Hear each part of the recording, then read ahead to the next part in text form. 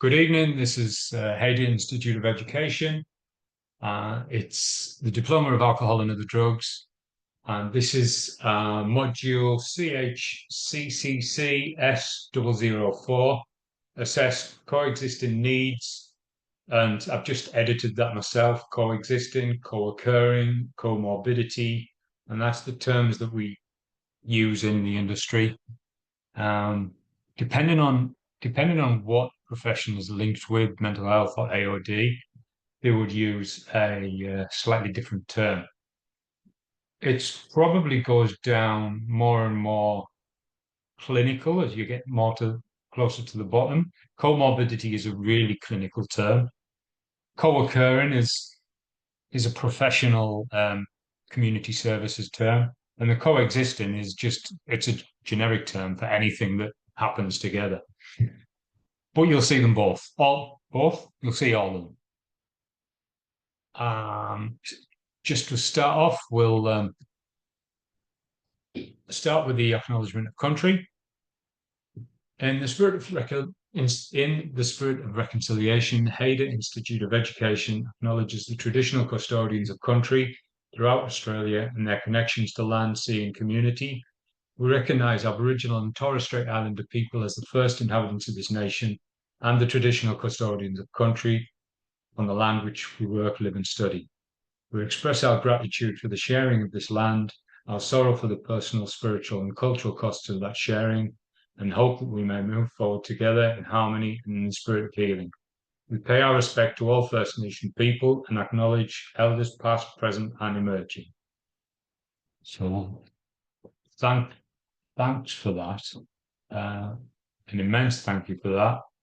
And that was proof that my brain can think two things at the same time, because I was reading something that wasn't there while I was thinking that I haven't mentioned, but this is session 1 of 2, just 2 sessions on this. We've got the final one next week. It's a lot of sessions compiled to 2. Usually it's 4, so it's been 4 sessions and we've compiled it down to 2. So just to start with the housekeeping, cameras on, please, just so that we're all in this together. I could fly through this and save time, couldn't I? Because you've seen all this before a million times. Look after each other and look after yourself. That is everything. So just to start, looking at this module outline, we're looking at the need for assessment, we're looking at assessment tools, we're looking at the assessment process, and we're looking at preparing assessment. And when I go to training.gov, the website, the government website, that's here. Just to clarify, like in examination, school exams, uni exams, it's good to analyze the question because one word can change the whole thing and mean that you go off to study a completely different thing just by changing or understanding one word. So this unit describes the skills and knowledge required to assess the diverse and multifaceted needs of people and determine both internal and external services required to meet those needs. So assessing diverse and multifaceted needs, internal, external services. So we might be in an agency like Anglicare, we might be doing the AOD part, but then obviously because of different co-occurring needs, then we might need to get them access to the homeless shelter that our service runs, or financial counselling that our service runs, or relationships counselling that our service runs. Maybe some clothes, maybe some gift vouchers. They would be the internal services that are adjacent to us, but then also external services. So who else? It's not just good enough to know everything that my service does. It's important to be able to refer somebody to the best service for them, compensating for they've got no travel, so it's going to need to be somewhere close, or they have got travel, so they could go to a one that's more suited to them. So it's internal, external services, and assessing the diverse and multifaceted needs. Assessment is, that's the key word, obviously. Assessment is the process of gathering and discussing information from multiple diverse sources in order to develop a deep understanding of what students know. So in this word assessment, they're using this for like an assessment for a school assessment, a college assessment, a university assessment, compiling loads and loads of sources, diverse sources, which might be statistical data, it might be qualitative data, it could be all sorts of different university documents, literally anything, to develop a deep understanding of what somebody knows. So we might use the Victorian assessment, we might use an audit assessment, we might use some screening tools for mental health, for specific substance use. And then there might be maybe like a domestic family violence audit tool. So all of these different things, we might use loads and loads of them, compile them all together, and that will be the assessment in the end. So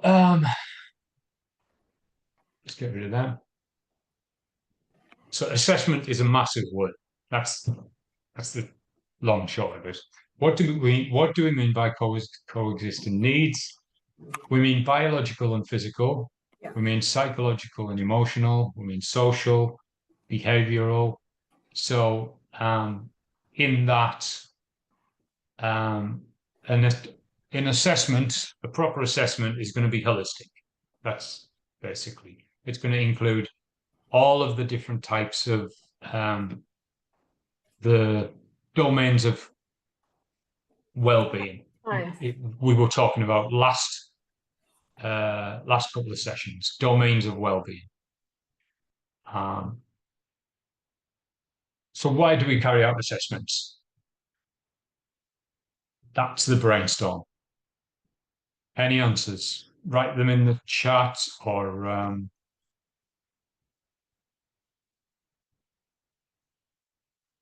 all feedback, I guess.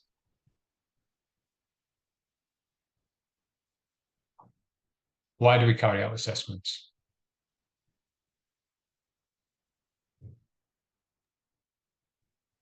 Just to keep them as a record. What was that, Babu? Just to keep them as a record. Oh. So, to keep it as a record or something. Oh, sorry. Yes. Yes. As a record of data, yeah, definitely. To identify what clients need, yeah. Understand the psychology, definitely. Consistent record. And anyone else? Yes, tomorrow. Yeah. Baseline for where our people are at. Yeah, definitely. Yeah. If it's the first one, that's going to provide the baseline. If it's the first assessment, definitely. With going through education in schools, they've got key markers. Yeah, it does help with goal setting. So there's certain key points through education that there's an assessment brought in, which means that everybody at that point in education all gets the same assessment. And that's kind of what the assessment, the preliminary assessment is for, to give a baseline.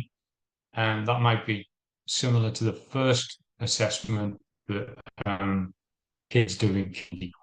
And it's a very simple assessment then. And it's something to work from and build on all the way up.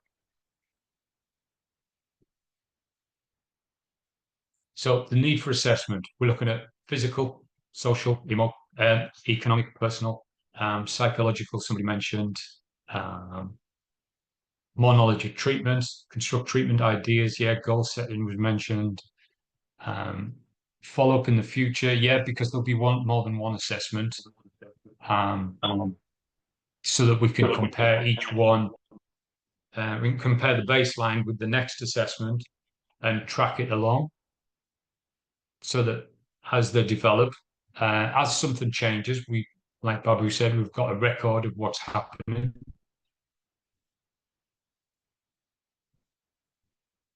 So different assessment tools. This is from a broad, this isn't just AOD. These are different assessment tools that you would use in different environments.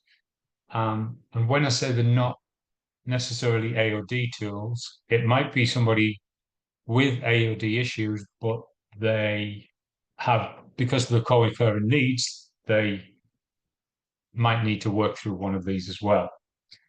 So just as a first off, take one and find out what it is, and then we'll feed back, and hopefully there's a slim chance that everybody's got each one covered. A very slim chance. So just take one of the assessment tools and find out what it is, who it's for, where they use it. I'll write it down on here. It's so much easier.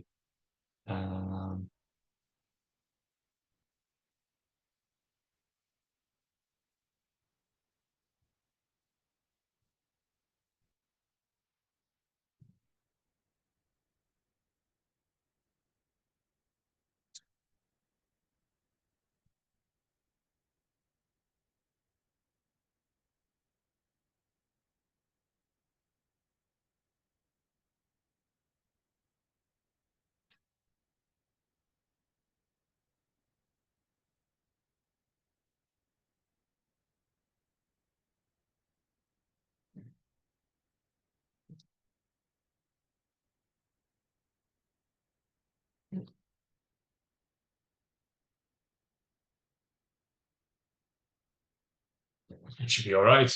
So who's the assessment for? They're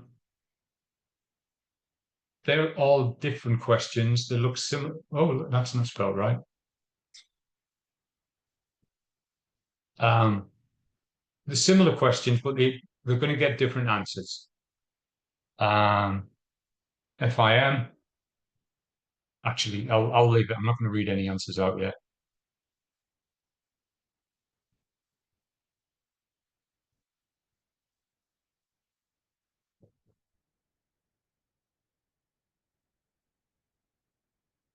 And when you see ones that aren't from Australia, they weren't created in Australia, that doesn't necessarily mean we don't use it. Just like the best AOD assessment tool was designed in Victoria, but New South Wales use it, and it's just because it's the best one.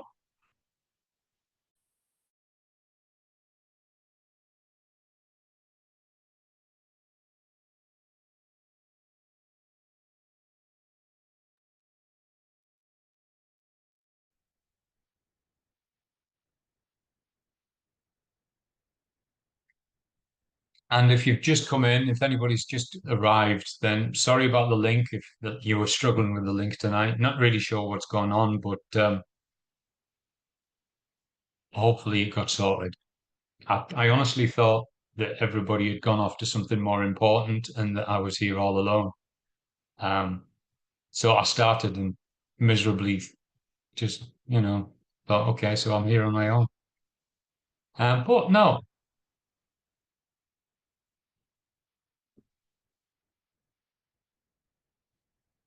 All right, so we've got FIM used by healthcare practitioners to assess and grade the functional status of the person.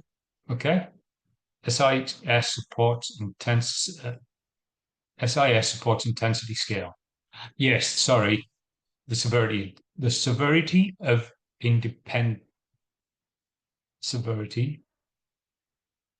I can't think of the name. Intensity, sorry, yeah. So how intensely the substance is having a hold on the person. That's used by most AOD workers. The SNAP assessment, special needs assessment profile,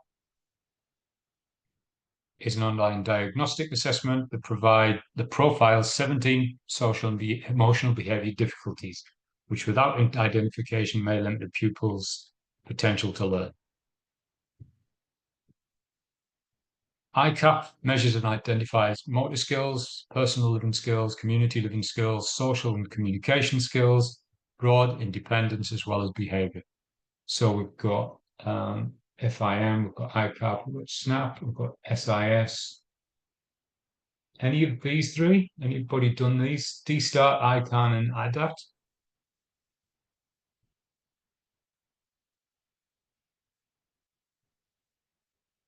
There's a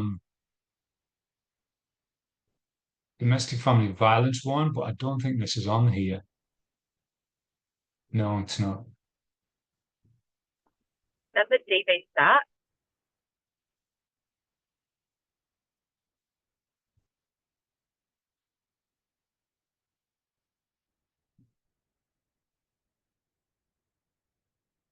Anybody? Can somebody just, because we've got all the rest, so can somebody give me a... Hold on, I'm just Googling it. Thank you.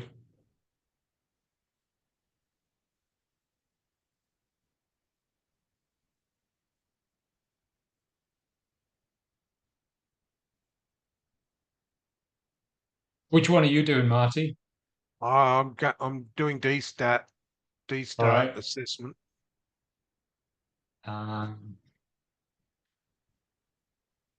Mara uses ATOP at work, a brief 22-item instrument that assesses various parameters of substance use, general health and well-being over the preceding 4 weeks.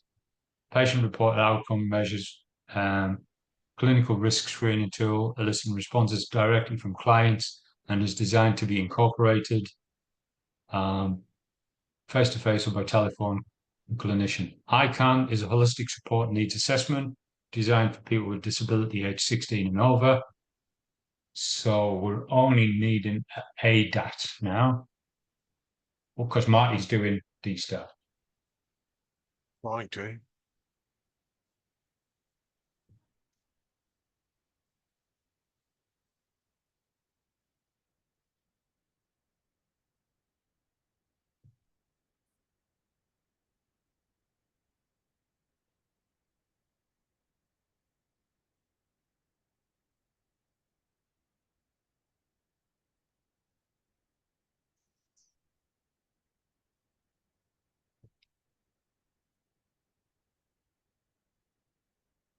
All right.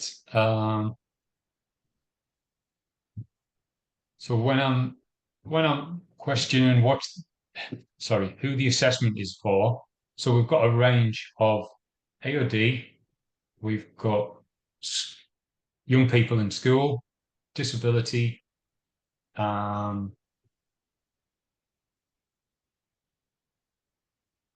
we've got, here we go. ADAT enables a weighted score to be calculated that is used to determine the care receiver is a person with a disability or severe medical condition. DSTART is a hierarchical tool featuring brief, standard, and supplementary assessments for different support purposes such as eligibility, funding, individual support, planning, and assessment outcomes. So looking briefly over them all, there might be a case where we in AOD might dip into using one of these, as opposed to not just working with somebody's AOD use. So we've done an AOD assessment tool. So now we're going to look at something else, just to look at their holistic care. How we're going to help them, because of the co-occurring issues, how else can we work with them? Rather than just referring them on straight away and saying, yeah, we don't do that here, sorry. There's a slogan that there's a slogan the government brought out, and it was no closed door, I think it was, just a couple of years ago, which means whether you go into mental health, AOD, youth, senior, any of the community services, then you would be able to get potentially a referral to wherever you needed to go. So if you were homeless and you went to an aged care service, if you were a homeless senior person and you went to an aged care service, then you could still potentially get referred to an AOD service or a mental health service, because there's literally no door that's going to get closed. If you're a young person and you had AOD issues and you went to a mental health service or a youth service, you could still eventually get forwarded to an AOD service. So there's going to be no closed door, because everybody's working together and everybody's trying to look at the client holistically. That's the plan. And then we hear in the news sometimes that people won't share information, or people said, no, sorry, we're not. They said this service isn't for you or your community, unfortunately. So I'll just skip this on. Assessment tools.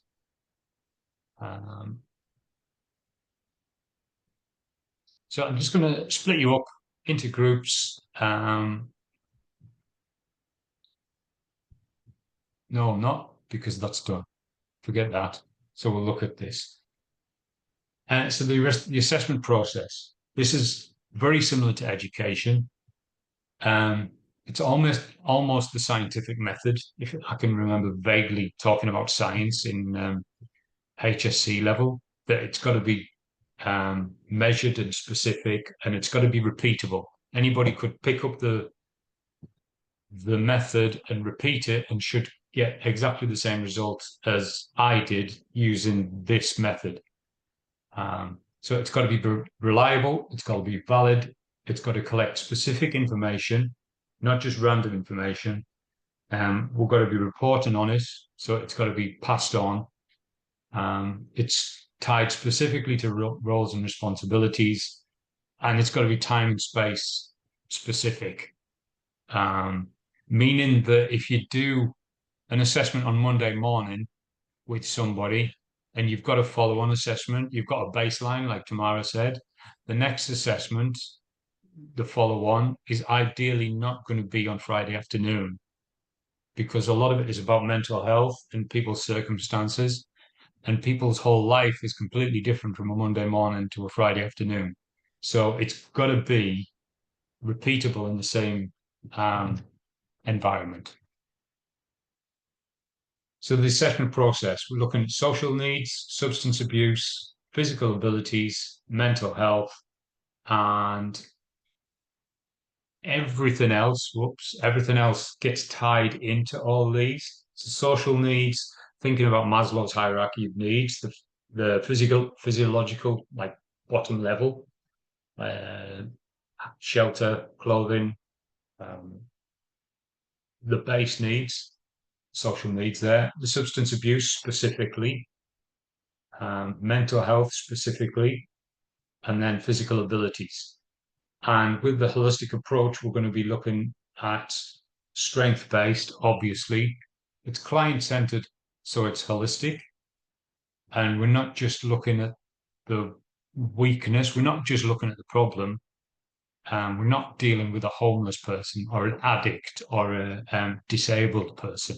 We're looking at a person that is having specific needs at the moment, and that's what we're trying to work on. We're trying to help a client with an issue that they've got, not working with addicts, disabled people, homeless people, and name tag stereotypes. So we're strength-based. We're looking at what they can do, what they've already got, that if they've got a car, they've got access to transport around the city, they know the city really, really well, and they can get around, then obviously that's a strength straight away, so they can get to the services they're going to need to get to. So preparing for the assessment, Organization policy and procedures, because every community service will be governed by the legislation the government's handed down, but that doesn't mean all agencies and services work in exactly the same way. They all have a different policy, and because of a different policy, they'll all have slightly different procedures. And you might move jobs and go from one service to another, and you would deal with homelessness in a completely different way. And that's just the way it is. Not that the one's better than the other, though sometimes it might be. Gather information about the person, practical steps, and provide information. So just to start, conducting an assessment.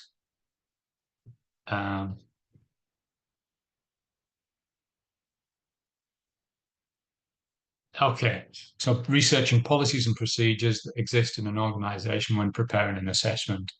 I'll write this down. I'll write it down, I mean.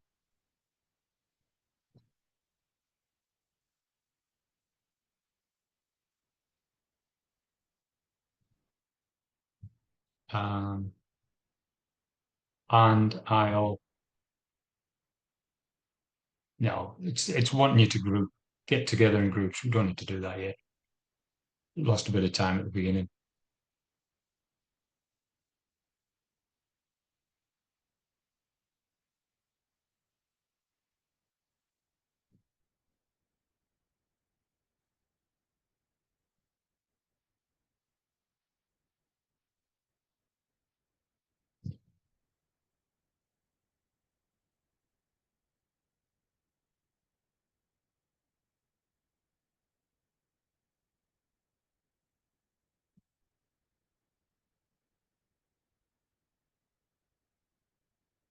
So, whoops. It doesn't matter what community service we're talking about. It's entirely up to you. So research the policy and procedure of building an assessment in an organization when preparing an assessment. Okay. Use the word assessment a lot. So how do you go about it? What do you need to do? What's the vitals, the essentials that you need to put in? That whether you're working in disability, youth, aged, AOD, mental health, what's the vitals thing that we need to put in? And I'll pause the video and we'll just have 5 minutes to have a look at this. Back on and just read down a couple of these. So primarily saying to establish the objective of the assessment. It sounds common sense, but that's really, really important. It's like doing a science experiment and hoping to find something. What you're going to find, don't really know, but I'm hoping to find something. So it's really, really important to establish what is the assessment for? What are we doing this for? And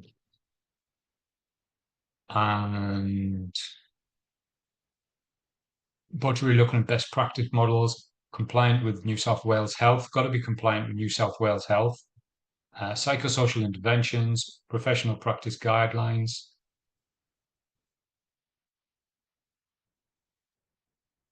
Privacy and confidentiality, definitely.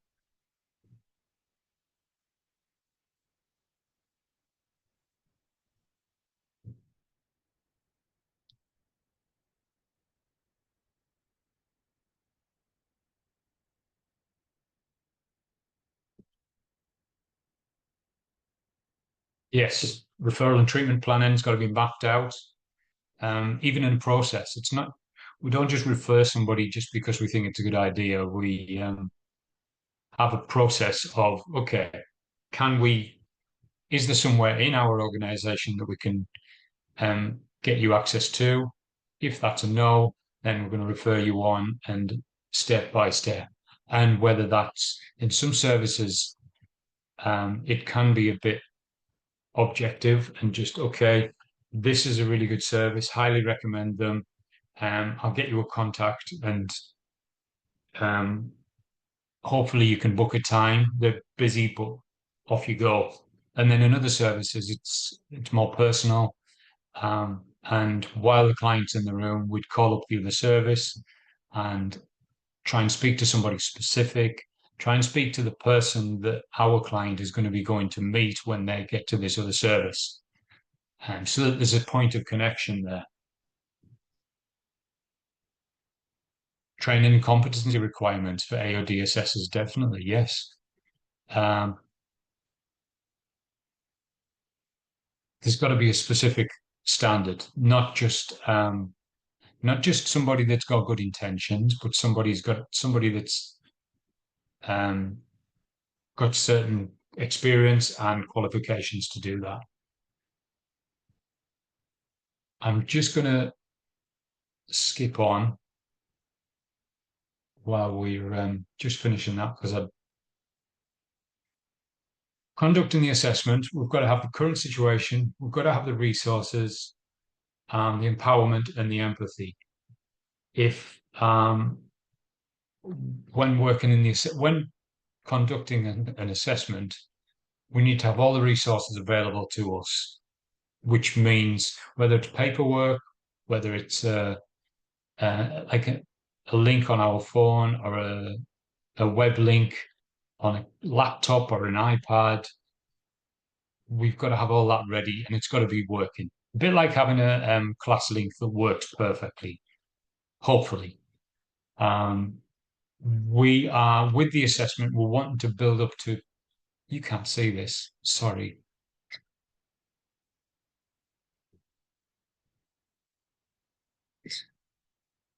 The resources, empowerment. The whole point of the assessment is not so that we get them to depend on us as a service. That's not what community services are for.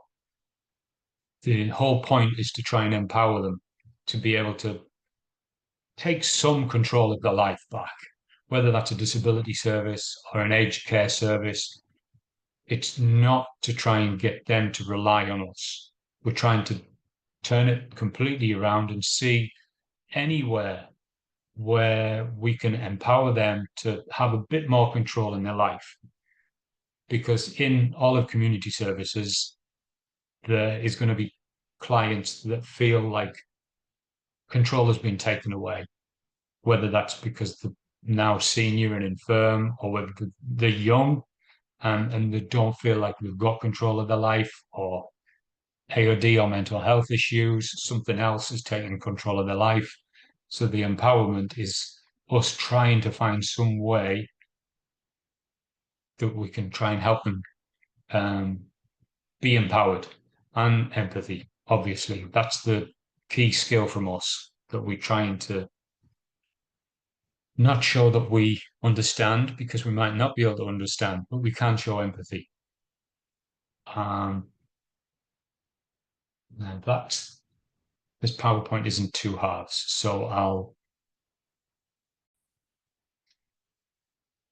looking at the client groups, we've got here age, we've got youth, got mental health issues, got disability, people experiencing homelessness, employment issues, CALD, yeah, LGBT, different cultures, as in racial and not just racial cultures, but different religious cultures as well. AOD specific, gender, as specific to rather than sexual or LGBT. So could be a bit different for either of them. So there's going to be loads of different cultures there mixed in. Once we've got the client group sorted, we've got seeking assistance. Maybe it's for us because we're going to refer ourselves on and say that we might need more experience or somebody more specialized to help us, or then we might need to get the client more specialist assistance. We're going to refer them on to maybe psychiatrist, psychologist, counsellor, maybe all three. Maybe a specific community service specialist in any of the issues that's been mentioned. And then obviously empowering the individual, trying to help them gain the power back in their own life. And then assess risk factors. So that could be mandatory reporting, it could be children, it could be any people at risk, and it could be self at risk. And what is the service requirements that they need? Okay, I'll just start back with mentioning the learner guide as usual. I get repetitive, but that's okay. So this is our learner guide for this module, assess coexisting needs. As I said, there is a fair bit to cover. So already, obviously, we've started looking at coexisting needs, collaborative approach using referral services, knowing, like on the government website, that we need to know internal and external services to refer people to. We're going to go into scope of your role eventually, prioritizing needs. Then we'll eventually have a look at overview of services and work through the rest of that, half of that, I guess, next week. We'll have a look at the assessments later on. And like I said, there'll be questions, there'll be the online quiz or the written questions to start off, and just do the Control F to find out needs. Looking down, there's 234, 200, what number is that? 200 and something for comments, so needs or assessment.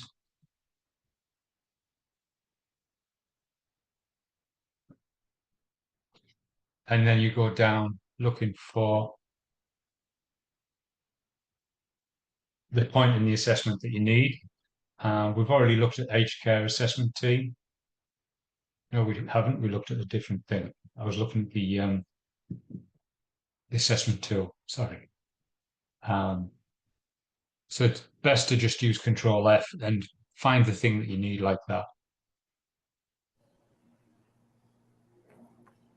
No, I won't close it down because we'll need it later.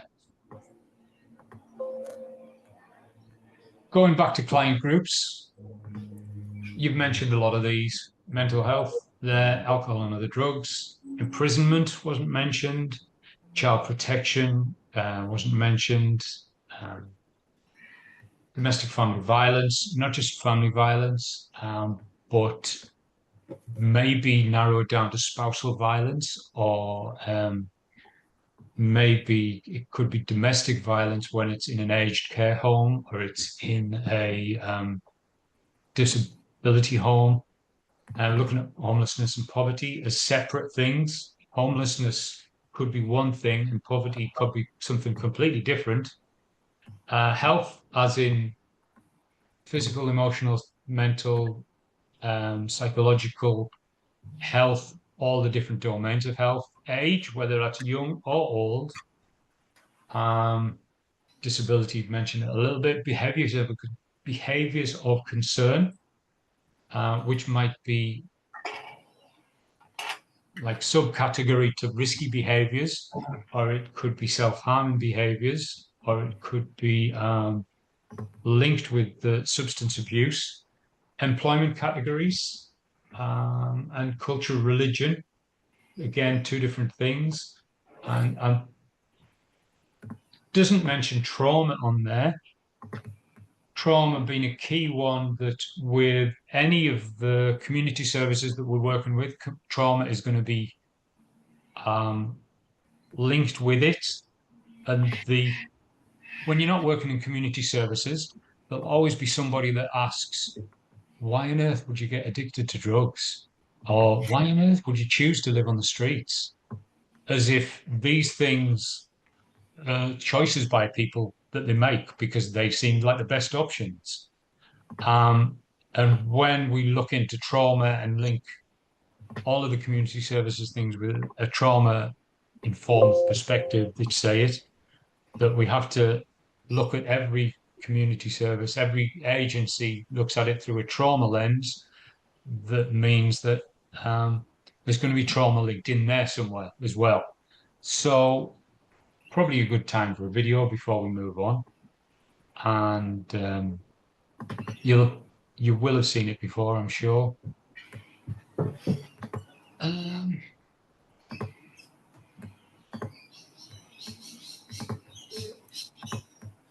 This guy's been in Australia this week. Some people have seen him. This is Gabo Mate. I'll put the link. I'll put the link in the chat, and the title is "The Best Explanation of Addiction I've Ever Heard." And he's talking about basically what I've just said, that people don't think, I know, I've got a really good idea. I'll get addicted to some substance that's going to control my life, make me hate my life, and change my life forever because it seems like a good idea. Just going to put this link in the chat. It's 12 minutes long.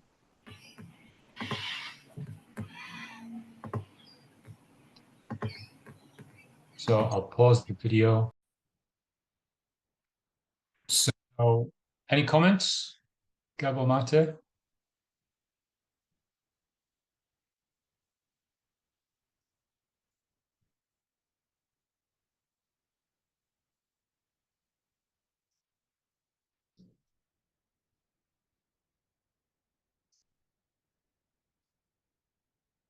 Anyone? Sorry, just finished, Wayne. Oh, sorry. Yeah, that was really interesting.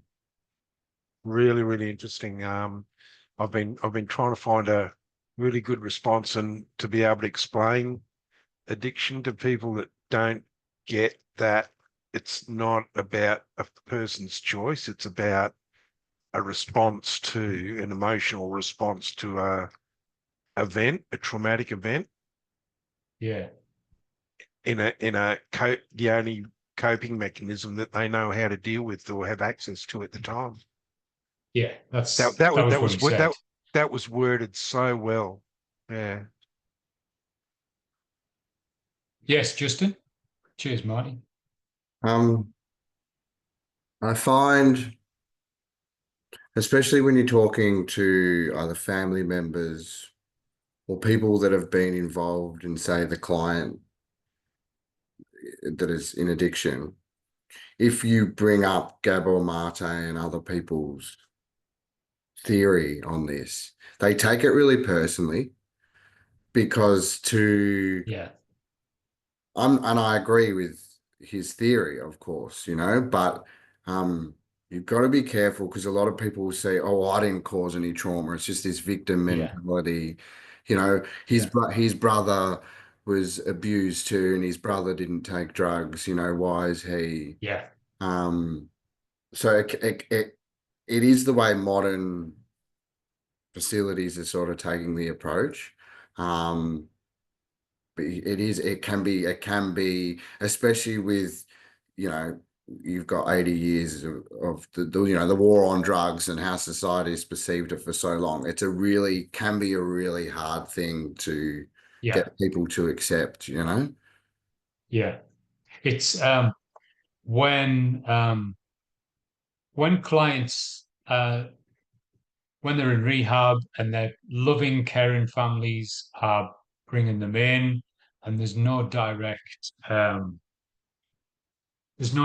obvious reason why somebody's got into this condition that they're in, then trauma's mentioned or abuse or neglect, then the whole family is saying, but that didn't happen to them. How could they possibly be abused? How could they possibly have had any trauma when we've been their family.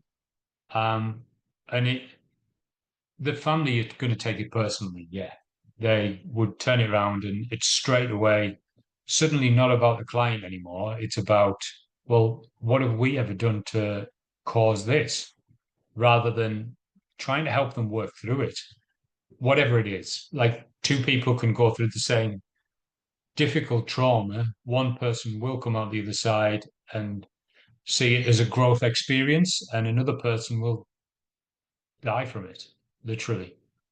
And like you said, and Marty mentioned, that it's a response. Addiction is a response to a question that they couldn't even understand what it was for some people. Marty, yeah, did you put your hand up again? Oh, Yeah, I sure did, mate.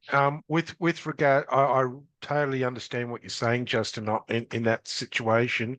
But I would pose the question, okay, one brother has turned to substance to deal with the pain and that sort of thing. But what I would pose the question is, what is the unseen addiction that somebody else might be undertaking that can't be seen? For example, gambling, yeah, porn addiction. There's a number of other addictions that are less visible than alcohol or substance abuse. And just because we can't see it doesn't mean there's not an addiction problem going on there. yeah, Just yeah, just a thought, totally. just a Yeah, thought. That's all, mate. That's yeah. Connie, Sorry, I was just unmuting. Yeah, I found that really, sorry. really interesting, particularly. So I work in child protection. So I deal obviously with a lot of children at the start of that kind of journey for them.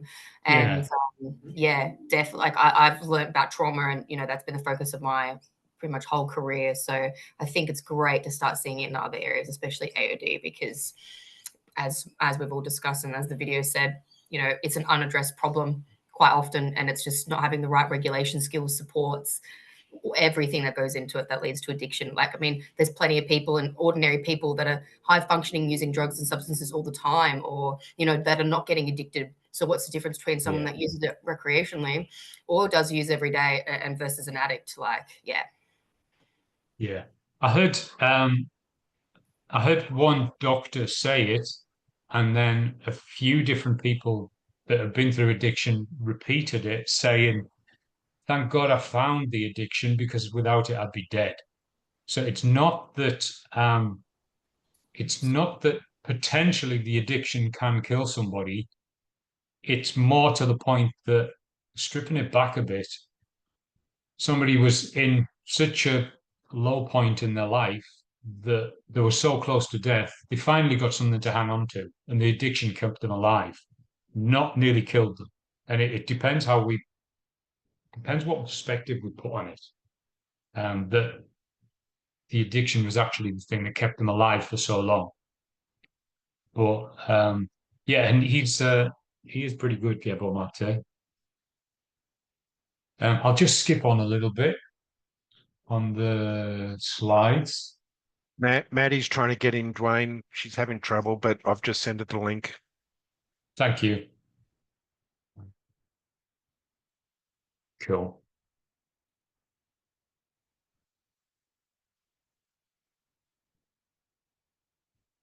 All right, looking at the way client issues are interrelated, that'll be from the learner guide. Has anybody not got this learner guide accessible?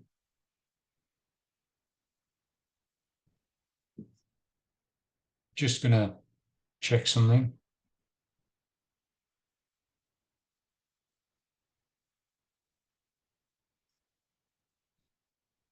So looking at how different client groups are interrelated, connected.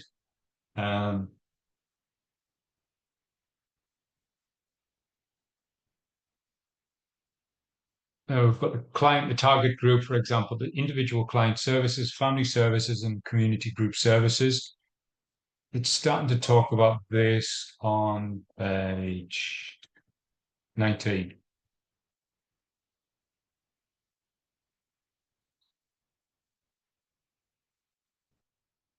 we'll do this in breakout rooms. I think that's probably the best.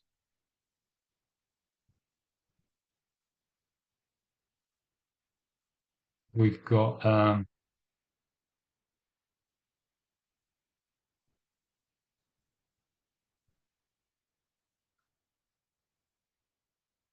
awkward 20. I really a debrief then. So what have you got? What connections are there? If we had more time, obviously, if you had more time, and I sound like a bit of a geek, but looking at different national health surveys from like possibly the first one that we could possibly use was 2015, and then I think there was 18 and 22. So looking at trends going through that and what has happened in the different client groups, I'm going to put it out there and say it is interesting what's happened, even though I sound like a nerd. What connections have you got anyway on what you've looked at?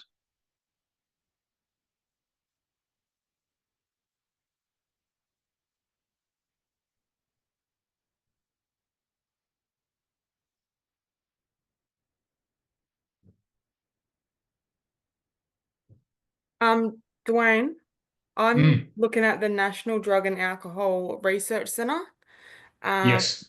And I'm not quite sure where this is based, but I'm just looking at the characteristics of their research that they've done, like the statistics, and it says that there was a group of people that were like basically filled out a questionnaire and in 2023 sorry, I'm just getting it up here. Consistent within the Brisbane Gold Coast profile. 66%, I'm not quite sure the total amount of people that were interviewed, but 66% of them were male with a median age of 45 years. Almost 78% of them were unemployed at the time of the interview, and 86% of them had received a government pension or allowance that month. And participants typically nominated methamphetamine as their drug of choice, being 60% of them. The other 34% was heroin, and 83% of them had confirmed that they had committed some sort of crime within the last month, within that month of completing the questionnaire, with a median age of 45 years. So How many percent had committed a crime? so it was 83% had Yeah. on the survey had confirmed that they had committed a crime in the last month. Had engaged in any crime in the past month in 2023. Okay. This was stable from this was a stable increase from 61% in 2022, and 26% of them had been arrested in the past year. So that was just the Brisbane and Gold Coast region. I'm not quite sure how many participants were in that statistic, but yeah. There was the homeless mentioned there as well. I'm not quite sure what them two statistics meant now. I tried to get most of them. What else have you got? Anyone? I just went back and looked at, the fact that alcohol and drugs and tobacco is decreasing amongst people under 18, but increasing amongst the over 65s. And things like the over 65s are, into their multi-prescription drug use and doing their self-prescribing kind of stuff. Yeah. More than anyone else.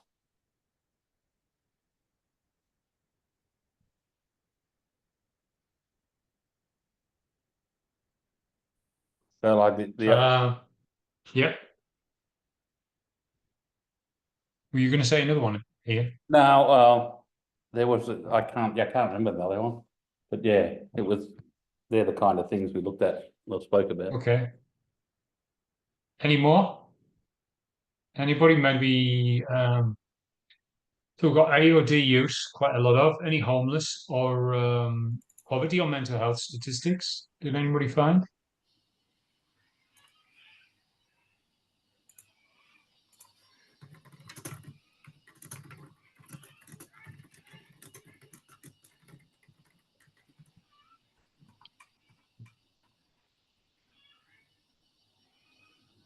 All good, Connie.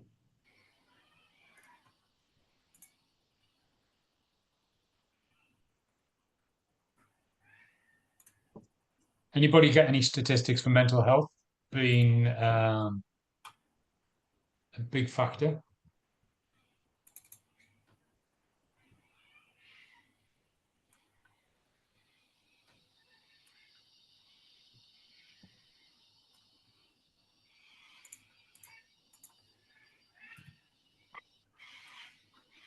What do you mean, Justin? What did you I didn't know take from the question? I wasn't aware that we were looking for like statistics and facts. We were like interrelation. Yeah.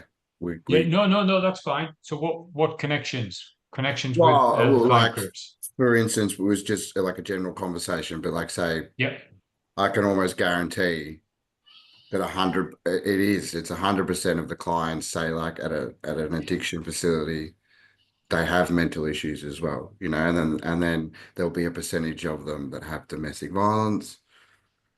But you know, like there's always, it's almost a guarantee that it won't just be addiction. You know, like there's a lot of correlations between the two. You know, like a lot of women. You know, like unfortunately, it is women come in with, you know, child service and then domestic violence problems. A lot of the males, as up the top, they'll come in with crime and unemployment and financial issues.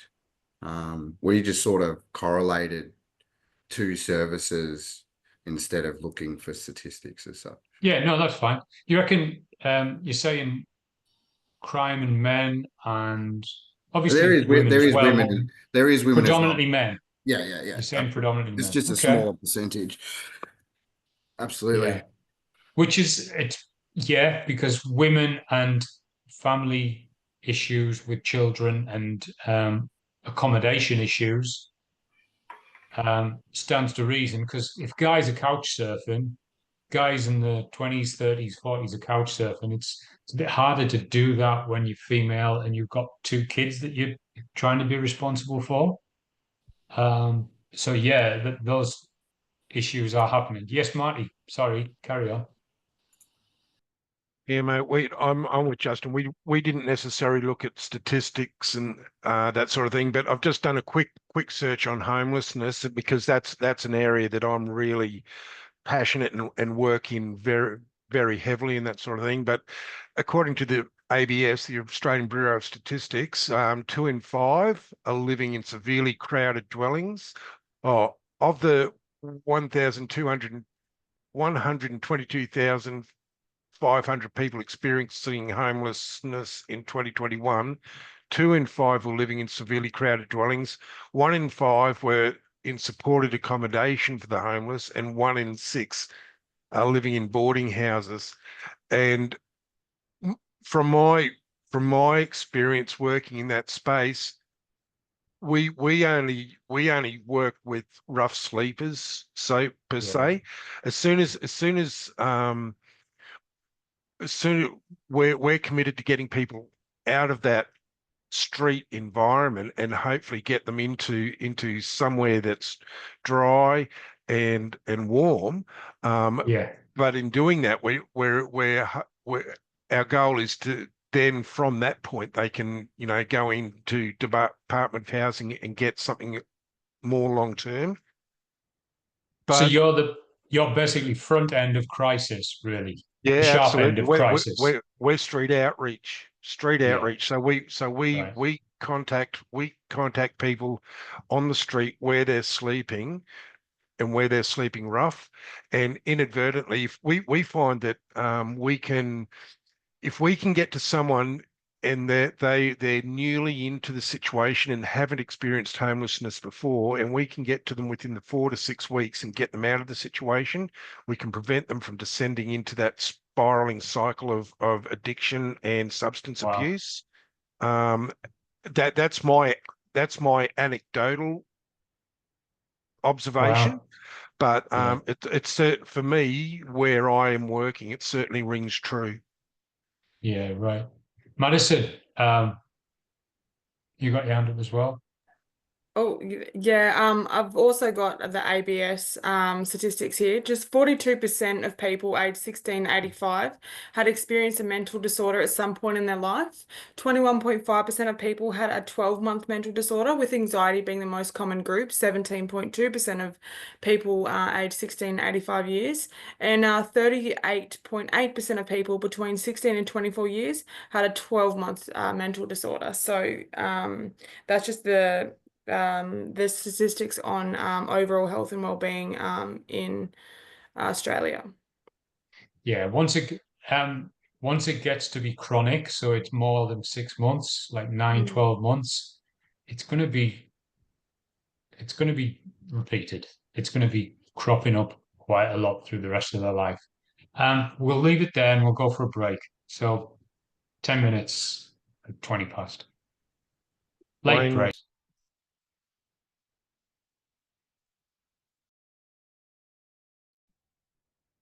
Okay, got a few slides to jump through and hope to look at least one assessment properly tonight, hopefully.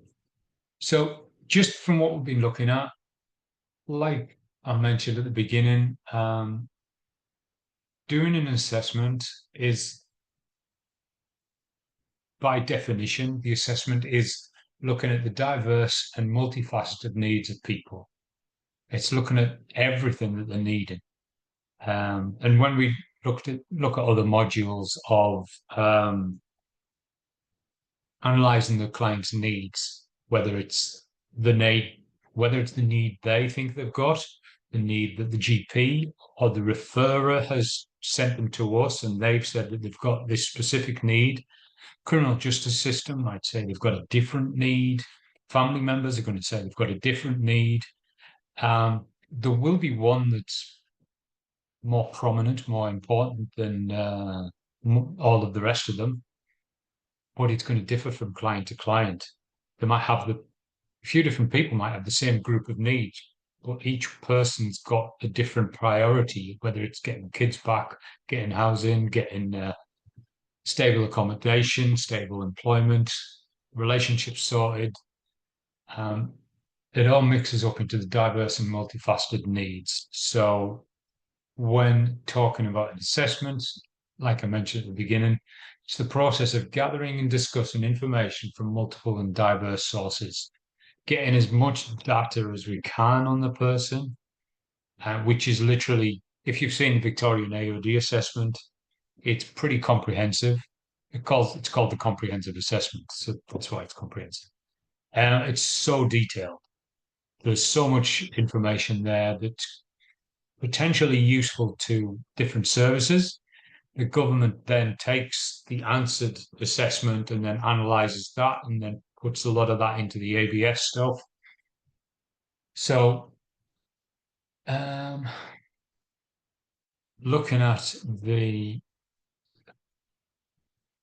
PowerPoint, which has disappeared.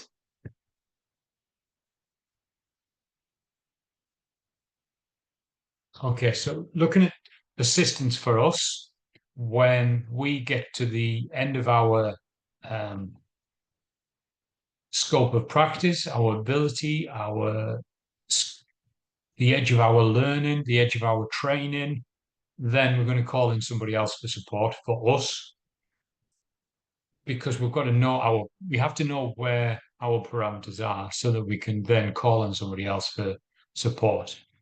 Obviously, if somebody's got a seriously mental health issue, then we're going to refer them to a certain mental health agency.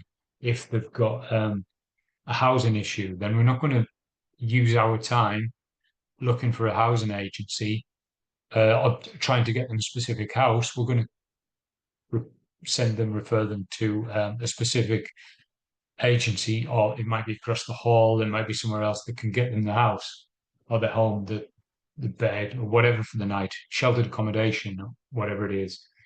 It could be just colleagues, it could be our manager, it could be somebody who sits across the desk from us, but we have to know where our next port of call is. And then obviously specialist care, specialist services. Referrals from the person, it's going to be the participation and their consent. We have to get their consent to refer them on. They've come in to us expecting us to sort all of their issues out, sort all of their needs out, but then we relay back to them that we only have a certain scope of what we can do. So beyond that, we'll need their permission to refer them on. And whether that's their different domains of well-being, whether it's emotional, mental, social, and we're going to refer them on with an issue, whatever the issue is. Sometimes it's going to be urgent. Sometimes it's going to be there's going to be one urgency and then other needs and not going to be as urgent. When we're empowering the individual, we can take different approaches on. Looking at the whole wellness thing, the whole lifestyle, trying to get them a holistic care, which is going to, each domain of health is going to support each other. It could be simply through re-enablement rather than trying to focus on their whole health. We're trying to focus on them to try and obviously take control of their life in some way, or it's going to be restorative care. That could mean so many different things, whether that's going into rehab, whether it's going into an NDIS service. It might be staying in the home, but getting some sort of home care, or not just home care, but some caseworker that will come to their home for them rather than them going to a specific place.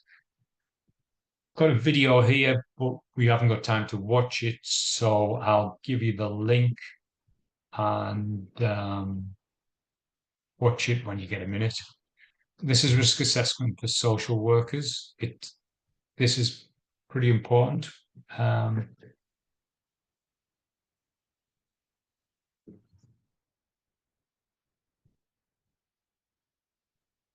So what are the risks? Can I ask who's typing sixes into the chat?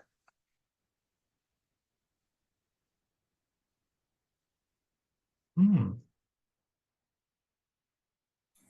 not getting that, Marty. No. No, me neither. Oh. So looking at risk assessment for social work, when we're trying to assess risk as well, we've assessed the client. Now that we're looking at assessing their life, we need to be assessing the risk that the client has to themselves, and assessing our risk to the agency's risk, then collaborating information, compiling the data, again, same kind of situation. Looking at age, certain age groups you've already got all this information, you've fed it back. Certain age groups are going to have certain risk factors towards certain things. Certain substance abusers are going to have certain risk factors related with them. Whatever that is, certain mental health conditions are going to have certain risk factors equally with physical health. And complement risk factors when working with somebody, we also look at the protective factors as well, and what is it that they've got going for them. So in the assessment, on the one hand, we're looking at all the things that might be a threat, they're going to put them at risk. We've got to narrow them down, we've got to pinpoint them and talk to the client about them. But we're working with the client as well to look at their protective factors, rather than a lack of support, they've actually got support. They've got, they might be living above a pub, but their family are literally across the road. They've got a loving, caring family, or they've got the family can be quite toxic, maybe, but they do have a sponsor in the AA.NA, so they might be regularly attending some community meetings, so they've got a support there. So we're looking through what support they've got, how stressful their life is or isn't. Generally, is there a way to alleviate their stress or alleviate their mental health conditions by just putting simple things in? Diet, decent sleep, getting some exercise, can change people's mental health conditions drastically. It's not going to cure people in the way, especially in the way that Gabriel Mate is talking about, but it can help them with recovery and spur them on quite far. Increasing their parenting skills if they are limited, and reducing their substance dependence as well. With the service requirements, what is it they're needing? Their need, is it for employment? Is it for housing? What agency can we work with? And if we can't remember everything in our head, then we're going to have a piece of paper that's documenting different key agencies that we work with regularly. It's good that you can, there's certain, especially in metro areas, in Sydney, for example, you can work with multi-agency department meetings. So loads and loads of different services and agencies will meet up once a quarter and say how they're doing and what key issues that they're working on. So you'd get like maybe Samaritans, Anglicare, one or two rehabs, Flourish, who work with the families of addiction, and they'd all maybe some criminal justice parole officers as well, and some. There's a certain group that goes into jails and visits people to try and work with support there. So they would all meet up maybe once a quarter, and it's a networking meeting for agencies, and we'd get business cards, or you'd get contacts, and you'd say, "Oh, I really get on well with this person. I'll catch up with them regularly." Then you can refer people, and you know who they are. You've got a face on a name that you can send somebody to, and you've met them before a few times, and you know who it is that you're going to be referring a client to, rather than sitting in your own office and looking in a web page saying, "Oh yeah, there seems to be a good rehab over on the East Coast somewhere. I've heard of that name, but I couldn't really tell you anything about them."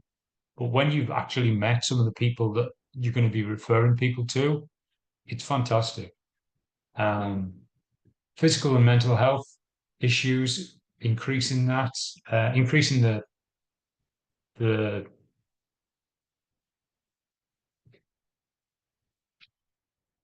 my brain's just turned off.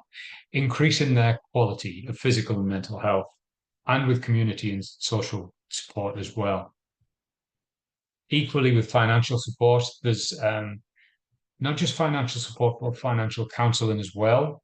If you go to Anglicare or Wesley or Samaritans, you can, on the one hand, if you need a bill paying, like your electricity bill or your rent, because you're short on money, you can go as a one-off and get financial aid. But then also you could equally get financial support in an ongoing thing where somebody's helping you with your budget and saying, "Okay, show me your bank balance and let's help you budget," so that even if you're trying to budget for cigarettes, children's clothes, luxury beer at the weekend, these are all factored in, because there's certain things that everybody needs. So also support networks, whatever that means. Is that a family? Is that a relationships, friends? Is it a community organization? Is it a smart recovery group? Is it a NA or NA?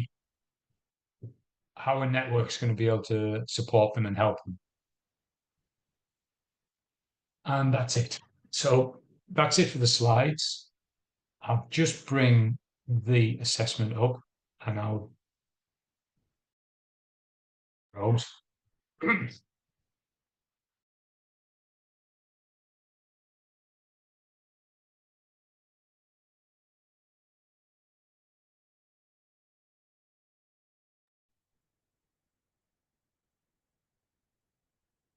Okay, so we've got 3 assessments for this module.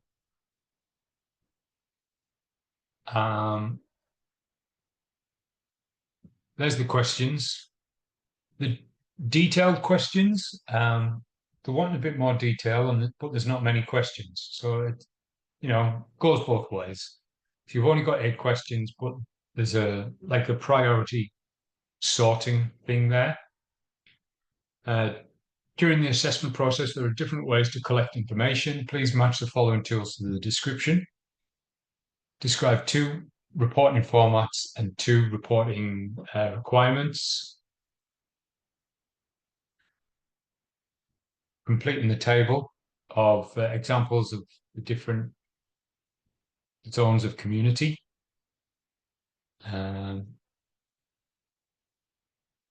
Identifying an example for each service type and describing the service's basic features and requirements. This is just in case you haven't seen them, if it hasn't been open to you yet. Define what it means to work from a strength-based approach. Obviously looking for somebody's strengths rather than looking into them as a client with a problem. If something is, which healthcare used to be problem focused, and for many ways it seems like an obvious solution. If we're trying to deal with a problem in somebody's life, then we're focusing on the problem.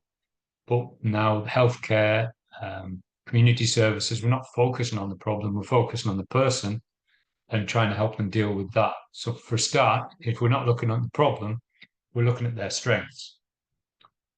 Complete the following table, another table, and legal obligations, ethical obligations, confidentiality. So that's the first assessment. I'll delete that one and I'll bring the other 2 up,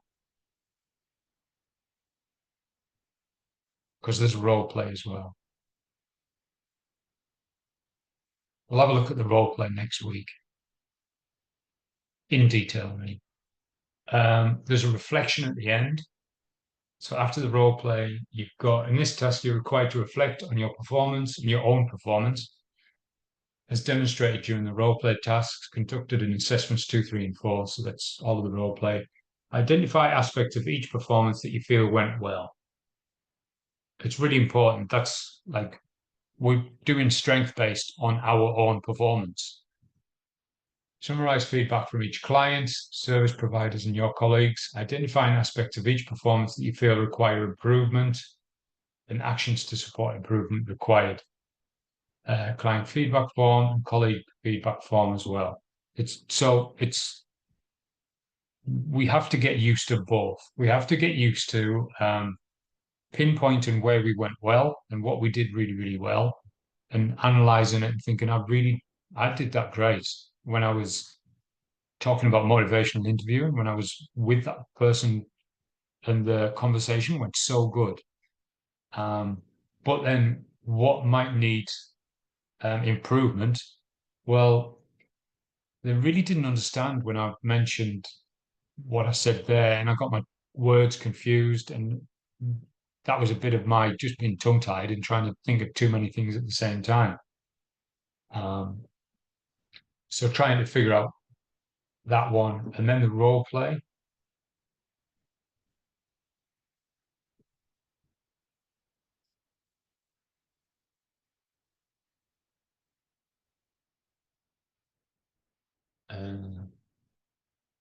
This is all the information for first role play. Don't think it's going to be. Is it this? Here we go. Sorry, Dwayne, are these assessor-led ones or not? I No. that right at the top. No. Okay, thanks. Yeah, you'll be observed participating in a role play to confirm you conform an industry standard expectations. A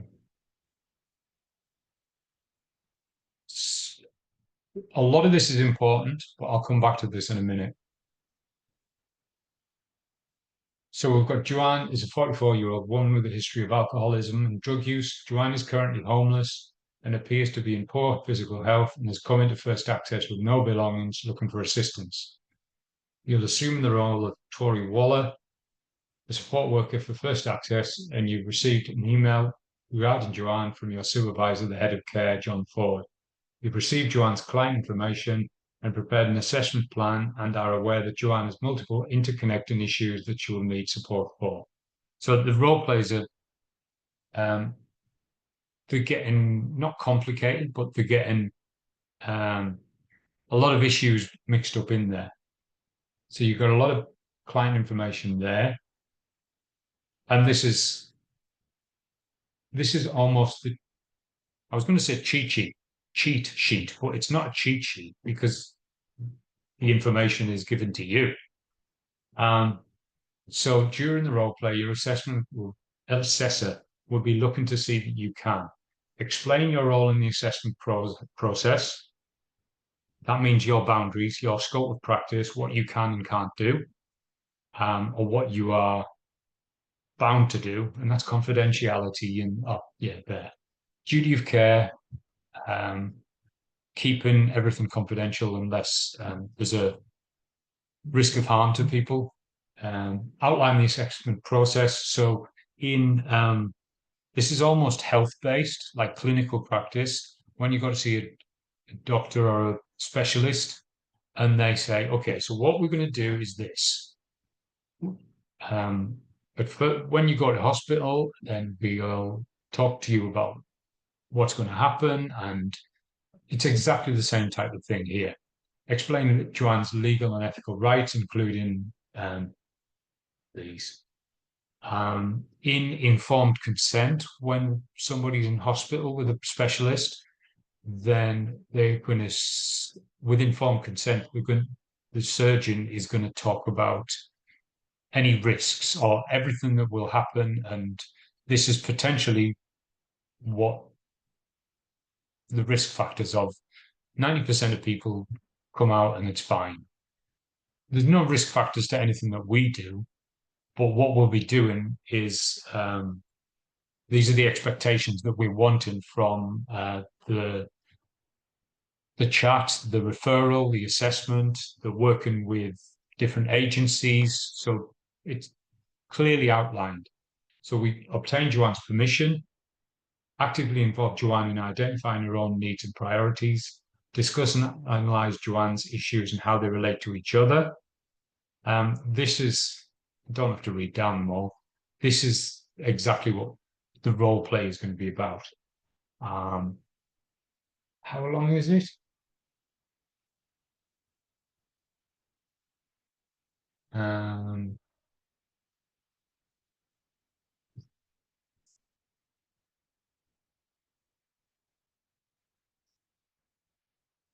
Can anybody see it? 10 minutes or that seems to be a lot for 10 minutes, obviously. I'm thinking maybe 15, 20 minutes. Looks like a 15 to 20 minute role play to me, Dwayne. It just doesn't.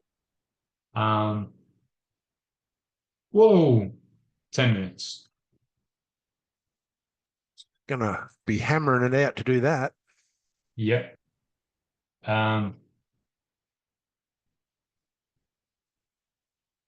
No greater than 10 minutes as well. There is a lot in there. And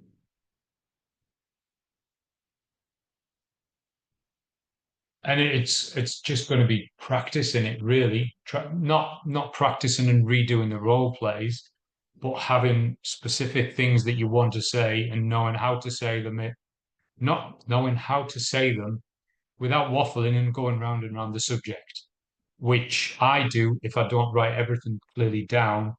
Then I try to use more words to communicate something that can be communicated very, very clearly with less words.